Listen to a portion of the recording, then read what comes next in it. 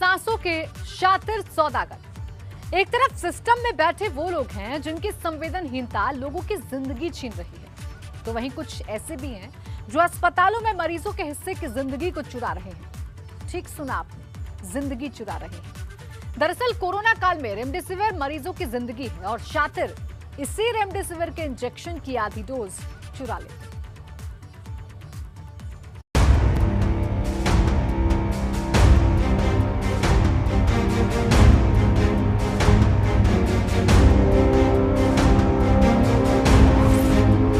कानपुर के अस्पताल में जिंदगी की चोरी, रेमडेसिविर की आधी डोज चुराने वाले शातिर। पुलिस की गिरफ्त में खड़े ये शख्स जिले के सबसे बड़े अस्पताल के कर्मचारी हैं, जो कोरोना मरीजों को लगने वाली जीवनदायक रेमडेसिविर की डोज चोरी करते थे। सही सुना आपने, ये शातिर रेमडेसिविर इंजेक्शन की पूरी डोज ही मरीजों को नहीं लगाते थे, बल्कि आधा इंजेक्शन बचा लेते थे, फिर उसे इकट्ठा कर उसकी कालाबाजारी करते थे। कई इंजेक्शन की डोज इकट्ठा कर उसकी सौदेबाजी की जाती थी। पुलिस ने 2 अस्पताल कर्मियों के साथ 4 लोगों को गिरफ्तार किया है।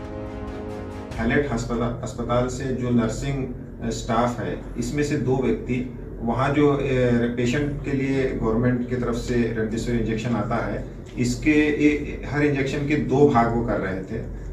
एक भाग जिसमें आधा इंजेक्शन होता था वो पेशेंट को दिया जाता था, जिसके नाम पर वो ड्रॉ किया जाता था, और आधा इंजेक्शन उसको ब्लैक मार्केटिंग में बेचते थे। लोगों की जिंदगी के हिस्से के इंजेक्शन को चोरी करने के बाद इनका सौदा 10,000 से भी ज्यादा में किया जाता था। लेकिन जिंदगी से खिलवाड़ करने वाले केवल कानपुर में ही नहीं, बल्कि नोएडा पुलिस के हाथ भी लगे हैं। नोएडा पुलिस ने रेमडेसिविर की कालाबाजारी करने वाले 3 शातिरों को गिरफ्तार किया है, जिसमें एक डॉक्टर भी शामिल है। पकड़ा गया डॉक्टर दिल्ली के लाल बहादुर शास्त्री अस्पताल में तैनात बताया जा रहा है, जो अपने 2 साथियों के साथ मिलकर रेमडेसिविर इंजेक्शन को 25 से 35,000 रुपए में ब्लैक कर रहा था।